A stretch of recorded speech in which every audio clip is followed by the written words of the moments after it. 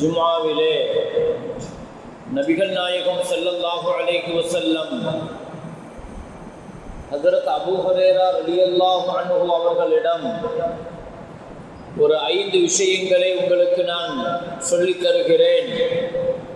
அந்த 5 விஷயங்களை அமல் செய்து ஞாபகத்தில் வைத்துக்கொண்டு அதை மக்களுக்கு கற்றுக் கொடுத்து மக்களுக்கு கொண்டு போய் சேர்க்கிற பொறுப்பு உங்களுடையது என்று சொல்லியவர்களாக 5 விஷயங்களில் முதலாவதாக நபிகள் நாயகம் ஸல்லல்லாஹு அலைஹி வஸல்லம் அபூ ஹுரைரா ரலியல்லாஹு அன்ஹு அவர்கள் வழியாக இந்த உம்மத்திற்கு கற்றுக் கொடுத்த முதல் விஷயம், இத்தகில் மஹாரிம தகுன் அஅபதன் நாஸ். ஹராமான வருமானத்தை, ஹராமான விஷயங்களை அல்லாஹ்வுக்கு பயந்து விலகிக் கொள்ளுங்கள், நீங்கள் மக்களில் பெரிய வணக்கசாலியாக இருப்பீர்கள் என்று நபிகள் நாயகம் ஸல்லல்லாஹு அலைஹி வஸல்லம் சொன்னார்கள். இந்த ஹதீஸிற்கு குர்ஆனுடைய ஆயத்தை கொண்டு விளக்கம் சொன்னோம். ஹராமுக்கும் இபாதத்திற்கும் சம்பந்தம் இருக்கிறதா? இருக்கிறது என்பதுதான் இந்த ஹதீஸினுடைய கருத்து. ஹராம விட்டுட்டீங்கன்னு சொன்னா வணக்கத்துல பெரிய வணக்கசாலியாக இருப்பீங்க அப்படின்னு சொன்னாங்க நபிகள் நாயகம் ஸல்லல்லாஹு அலைஹி வஸல்லம். அல்லாஹ்வும் குர்ஆன்ல இப்படித்தான் சொன்னான், ஹலாலான விஷயங்களை சாப்பிடுங்க, ஹலாலான உணவை சாப்பிடுங்க, ஹலாலான சம்பாத்தியத்தை எடுத்துக்கங்க, நல்லமல் செய்யுங்க என்று அல்லாஹ் தஆலா. அப்போ வணக்கத்தையும் வருமானத்தையும் குர்ஆனிலேயும் சரி ஹதீஸிலேயும் சரி இரண்டையும் சேர்த்து அல்லாஹ்வும் பயன்படுத்துகிறான், முஹம்மது ரசூலுல்லாஹி ஸல்லல்லாஹு அலைஹி வஸல்லம் பயன்படுத்துகிறாங்க. அப்போ வணக்கத்திற்கும் வருமானத்திற்கும் தொடர்பு இருக்கிறது. வருமானம் எப்படிப்பட்டதோ அப்படிப்பட்ட பிரதிபலிப்புகள் வணக்கத்தில் ஏற்படும். வணக்கங்கள்ல சோம்பேறித்தனம் வருது, வணக்கம் செய்யற நசீப் இல்லை, வணக்கம் செய்யற பாக்கியம் இல்லை, இபாதத்து செய்வதற்கான நேரம் கிடைக்குது, எல்லாமே கிடைக்குது. ஆனாலும் தொழுகையில இபாதத்துகள்ல மற்ற வணக்கங்கள்ல நமக்கு ஒரு பிடிப்பில்லை, ஈர்ப்பில்லை. என்ன காரணம்? வருமானத்தை பார்க்க சொல்கிறது. அபூ யஸீதுல் பிஸ்தாமி ரஹ்மத்துல்லாஹ்னு ஒரு மிகச்சிறந்த இறைநேசர். அபூ யஸீதுல் பிஸ்தாமி ரொம்ப பேணுதல் மிக்கவர், ஹலால் ஹராம் விஷயத்தில் ரொம்ப பேணுதலானவங்க. ஆனால் அவங்களுடைய வாழ்க்கையில வணக்கத்தின் மீது ஒரு வகையான வெறுப்பு ஏற்பட்டு கொண்டே இருந்தது. அவர்கள் யோசிக்கிறார்கள், இந்த வெறுப்பிற்கான, இந்த சோம்பேறித்தனத்திற்கான காரணம் என்னங்கிறத யோசிக்கிறாங்க. நாம ஹலாலுடைய விஷயத்தில் ரொம்ப பேணுதலாக தானே இருக்கிறோம், ஹலாலான வருமானத்தை தானே சம்பாதிக்கிறோம். ஆனால் இவ்வளவு தூரம் நம்ம பேணுதலாக இருந்தும் ஏன் வணக்கத்தில் ஒரு பிடிப்பு ஏற்பட மாட்டேங்குது, வணக்கத்தின் மீது ஏன் ஒரு சோர்வு வருது என்று யோசிக்கிற பொழுது ஒரு நாள் அவங்களுடைய தாயிடத்திலே இதை பற்றி பேசிக் கொண்டிருந்தார்கள். அம்மாட்ட சொன்னாங்க, நான் ரொம்ப ஹலாம் விஷயத்தில் ரொம்ப பேணுதலாக தான் இருக்கிறேன், எனக்கு தெரிஞ்சு என் விவரத்துக்கு அறிஞ்சு நான் ஹராம சாப்பிட்டதில்லை, ஹராமான சம்பாதிச்சதில்லை.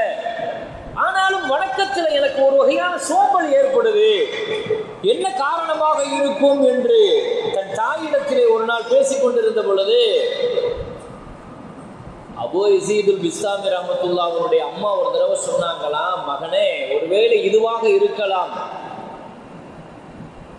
உன்னை நான் கருவுற்றிருந்த பொழுது என் வீட்டினுடைய மாடியில் நின்று கொண்டிருந்தேன், பக்கத்து வீட்டுக்காரர்களுடைய மரத்தில் உள்ள ஒரு பழம் ஒன்று நம்ம வீட்டில் அந்த பக்கம் நின்றுச்சு, நான் அந்த ஒரு பழத்தை உரியவருடைய அனுமதி இல்லாம நான் எடுத்து பறித்து சாப்பிட்டுட்டேன் அப்படின்னு சொன்னாங்க. ஒரு தாயினுடைய கர்ப்பத்தில் இருந்த பொழுது ஒரு பழத்தை சாப்பிட்டதால் அந்த பிள்ளையினுடைய வாழ்க்கையில நீண்ட காலங்கள் வணக்கத்தின் மீதான பிடிப்பு ஏற்படாம போகுது.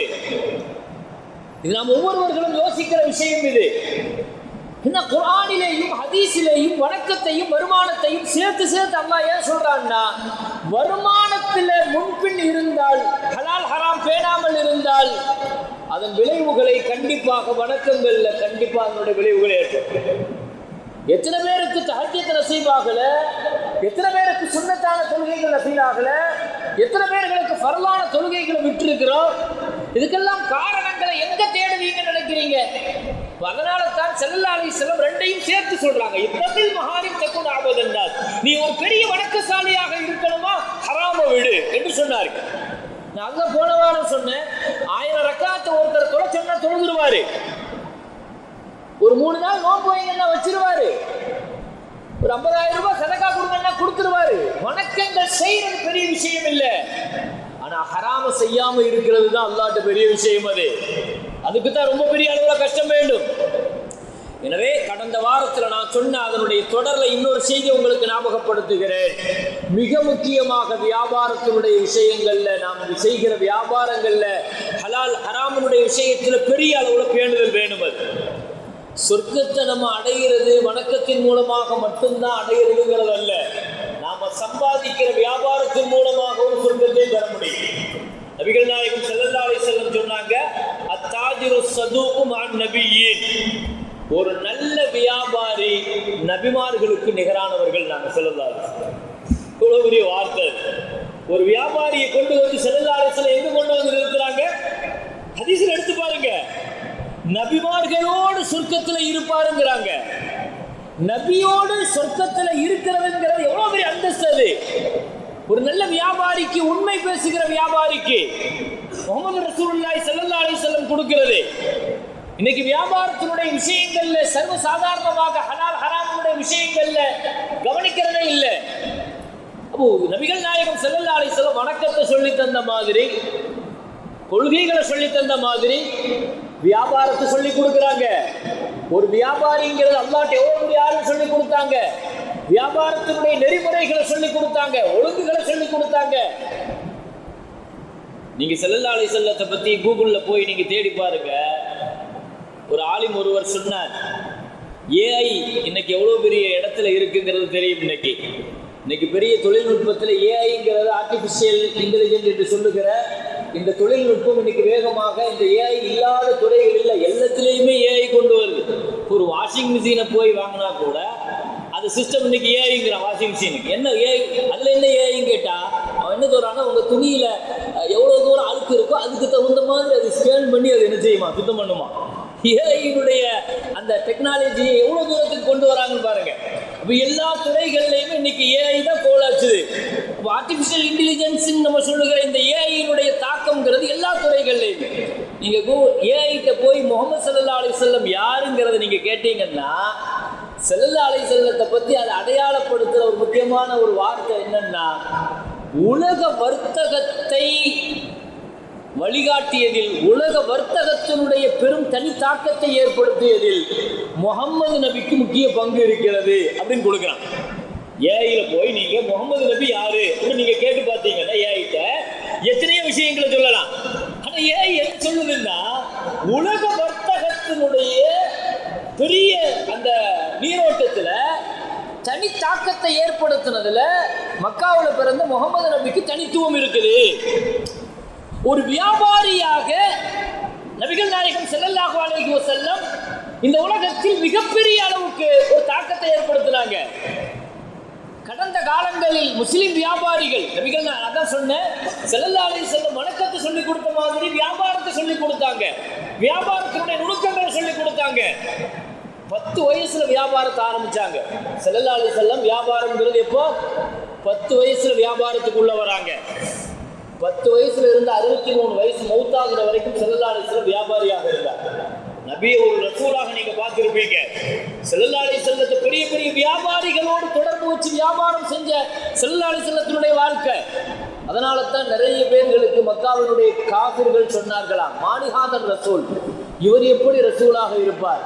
வயம்ஷி ஃபில் அஸ்வாக், இவர் பெரும்பாலான நேரங்களில் கடைத்தெருவில் வியாபாரம் செய்து கொண்டிருக்கிறார்.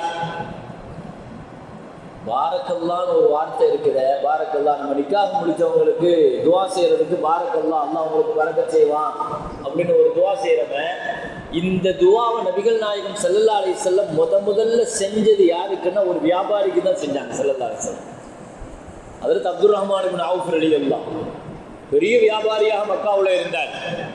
மதீனாவுக்கு வராரு. மக்காவாசிகள்லாம் பிடிச்சி கைது பண்ணிட்டாங்க. அப்துர் ரஹ்மான் அவுஃப் ரலியல்லாஹு கைது பண்ணி சொன்னாங்க, உங்களை மாதிரி பெரிய வியாபாரிகளை நாங்கள் மதீனாவுக்கு அனுப்ப மாட்டோம். அப்துர் ரஹ்மான் அவுஃப் ரலியல்லாஹு சொன்னாங்க, கண்டிப்பா நான் போயே ஆவேன்னு சொன்னேன்.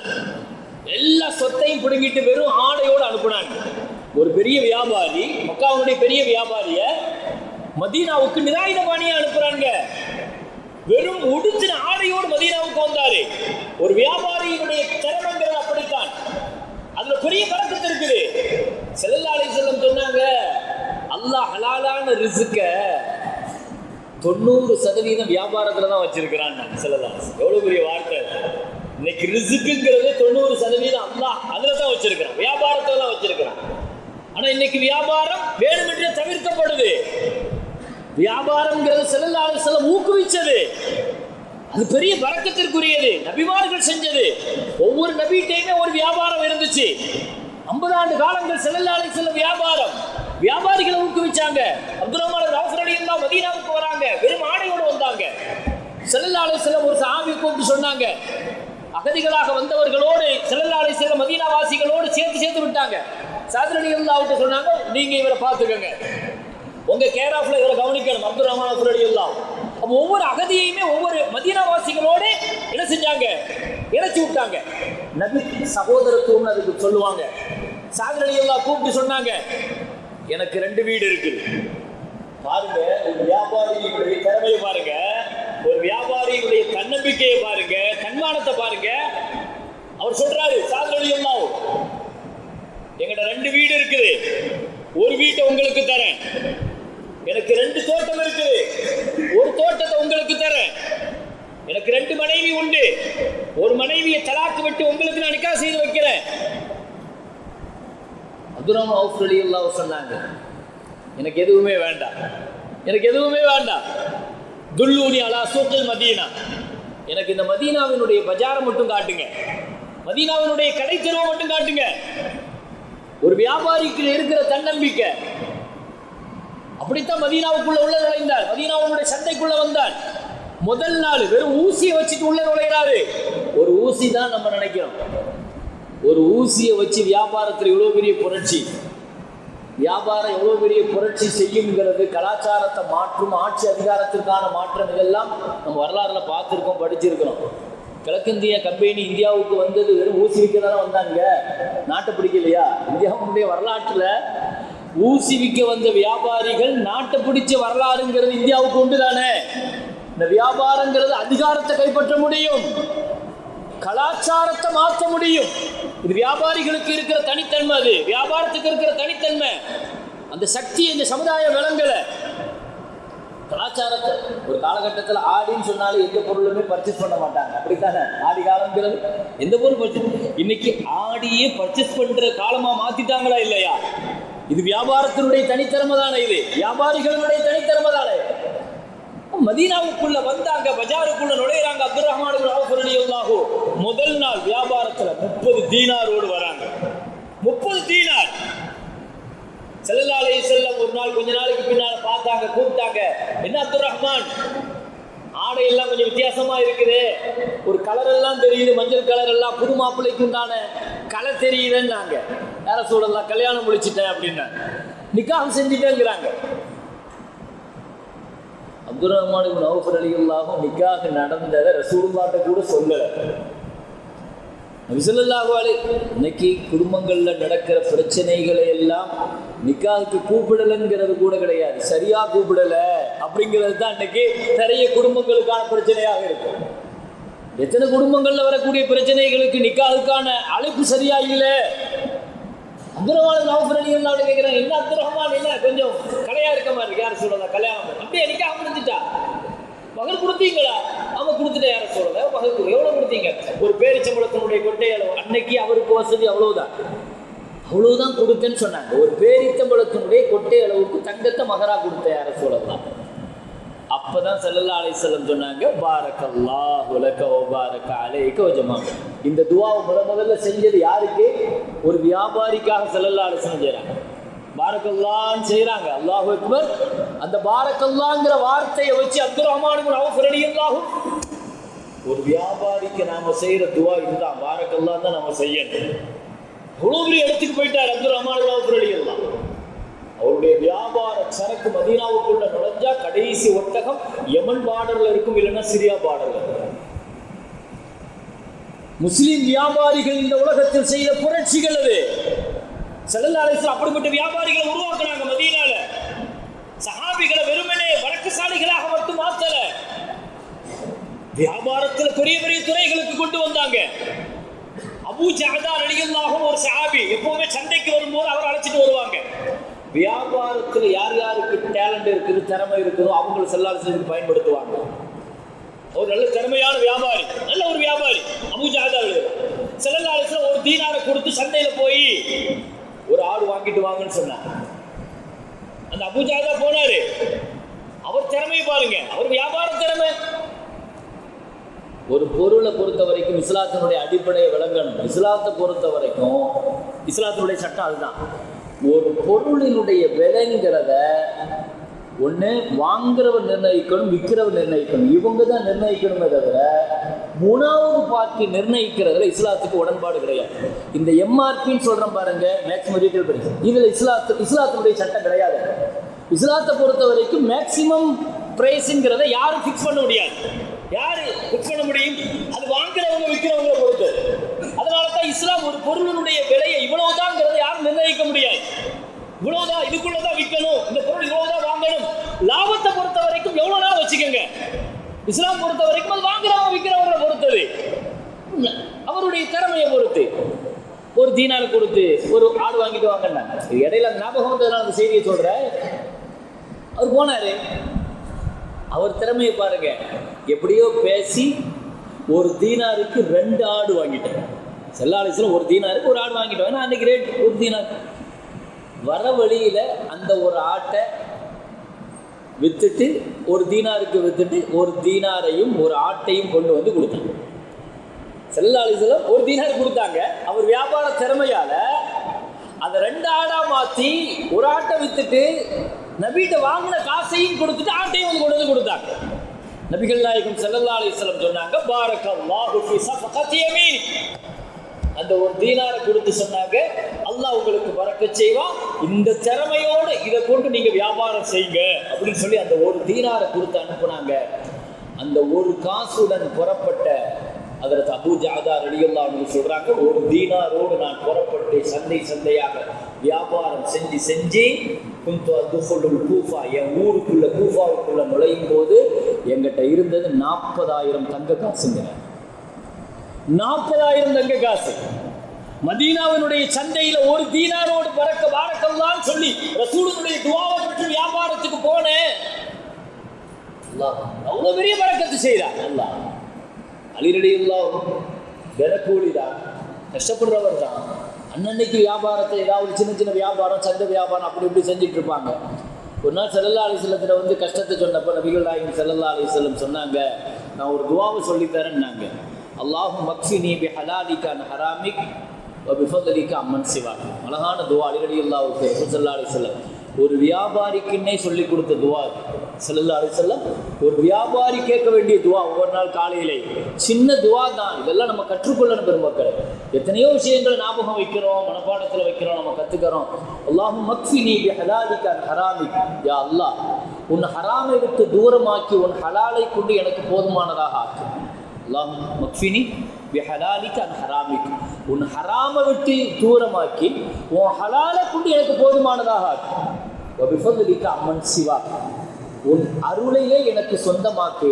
உன் அருள் அல்லாத வேறு யாரிடத்திலையும் போய் நான் நிற்க வேண்டும். உன் அருளே எனக்கு போதுமானதாக இருக்கணும், மற்றவன்கிட்ட போய் நான் நிற்கக்கூடாது என் தேவைக்காக. அம்மன் சிவாக். உன் அல்லாத யார்கிட்டையும் போய் தேவைக்காக நான் நிற்கக்கூடாது. அந்த அளவுக்கு உன் அருளை கொடுத்தது. அருள்னா என்ன தெரியுமா? கேட்டு கொடுக்கறத விட கேட்கறதுக்கு முன்னாலேயே கொடுத்துருன்னு கேட்கறாங்க. நான் இன்னொருத்தர்கிட்ட போய் நின்று எப்படி இருந்தாலும் நீ தான் தரப்போற. தரது யார் தரப்போற? நீ தான் தரப்போற. உன் மூலமா தான் ரிஸ்க்கு. நான் இன்னொருத்தர்கிட்ட போய் தேவையை கேட்கறதுக்கு முன்னாலேயே நீ கொடுத்துரு ரப்பே.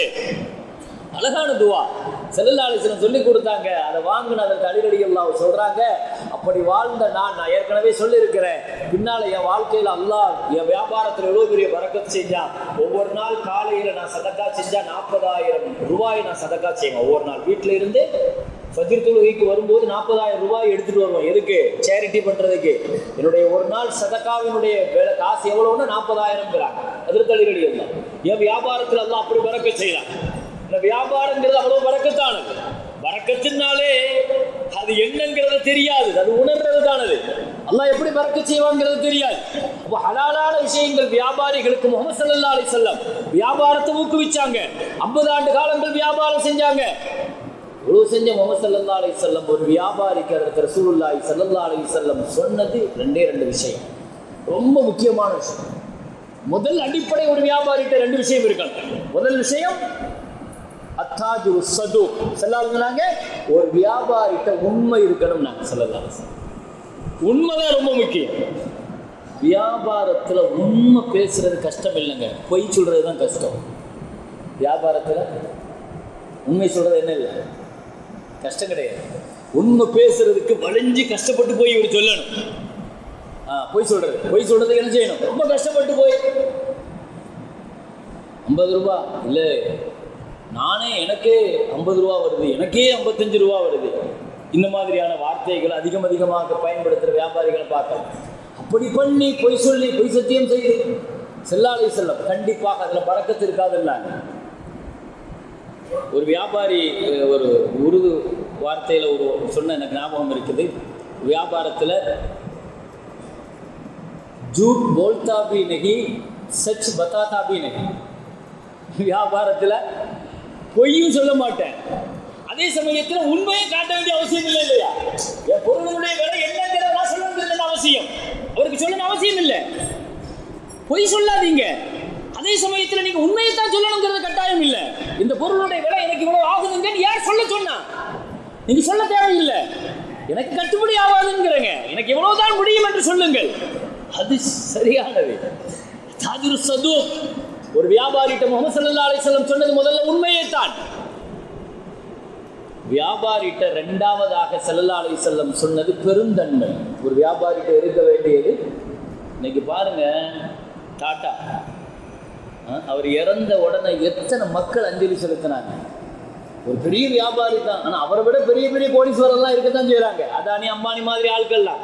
ஆனால் அவங்களுக்கெல்லாம் இல்லாத ஒரு மனசுல ஒரு இடம் டாட்டாவுக்கு எப்படி கிடைச்சிச்சு மக்கள்கிட்ட? அவர் சொல்றாரு, நான் வியாபாரத்தில் ஜெயிச்சனோ இல்லையோ, நான் அறம் தவறியதில்லை. அவர் சொல்றாரு, நான் அறம் மீறியதில்லை. ஒவ்வொரு நாள் காலையில் எழுந்திருக்கிற பொழுது நாங்கள் லாப கணக்கு பார்க்கறது இல்லை, ஆனால் நேற்று வரைக்கும் நாங்கள் அறம் மீறவில்லை. இந்த சந்தோஷம் தான் எங்களுக்கு. பல இடங்கள்ல நாங்கள் தோத்திருக்கோங்கிறார் அவர், பல இடங்கள்ல நாங்கள் தோத்திருக்கிறோம். நானோ காரெல்லாம் அவர் அறிமுகப்படுத்தினப்போ அதிலெல்லாம் நான் தோத்துட்டேங்கிறாரு, பகிரங்கமாகவே சொல்றாரு. அதுக்கு என்ன காரணம்னா, மார்க்கெட்டிங் முறையான முறையில் பண்ண நாங்கள் சீப்பாக கொண்டு வந்ததை மக்கள் என்ன செஞ்சிட்டாங்க, ரொம்ப தரமட்டமானதுன்னு நினச்சிட்டாங்க. நம்ம கொண்டு வந்தது சீப், அது வேற மாதிரி மார்க்கெட்டிங் பண்ணியிருக்கலாமோ. நாங்கள் எல்லா மக்களுக்கும் கிடைக்கட்டும் ரொம்ப சீப்பாக கொண்டு வந்ததை பொருள் தரம் இல்லாமல் தான் இருக்கும் மக்கள் நினச்சிட்டாங்க.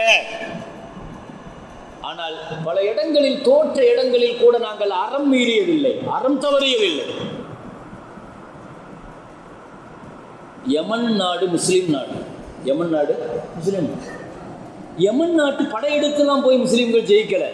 யமன் நாடு ஜெயிச்சது எப்படி தெரியுமான்னு எழுதுறாங்க, வியாபாரிகளால் தான் ஜெயிச்சுட்டான். முஸ்லீம்கள் வந்து அங்கே வியாபாரம் செய்ய போனால் யமன் நாட்டினுடைய வியாபாரிகளை பற்றி வரலாற்றில் எழுதுறாங்க. வரிசைய சந்தையில் கடை இருக்குதுன்னு வைங்க, ஒரு முஸ்லீம் வியாபாரி கடையை திறந்து உட்கார்வார், குர்ஆன் ஓதிக்கிட்டே இருப்பானா. ஒருத்தர் வந்து ஒரு பொருளை வாங்குறாரு, இவர் அந்த பொருளை எடுத்து கொடுத்து வித்துருவார். அதுக்கு பின்னால் இன்னொருத்தர் வருவாராம், இவர் குர்ஆன் ஓதிக்கிட்டே இருப்பார், ஒரு பொருள் கேட்பாரு. உடனே இவர் என்ன செய்வார், குர்ஆனை மூடி வச்சுட்டு பக்கத்து கடைக்காரர்கிட்ட பார்ப்பாராம், அவருக்கு பொருள் வியாபாரம் ஆகிருக்கிறான்னு பார்ப்பார். அவருக்கு ஆகலன்னு அவர் சொல்லுவார், நீங்கள் அவர்கிட்ட வாங்கிக்கங்க இந்த பொருள்.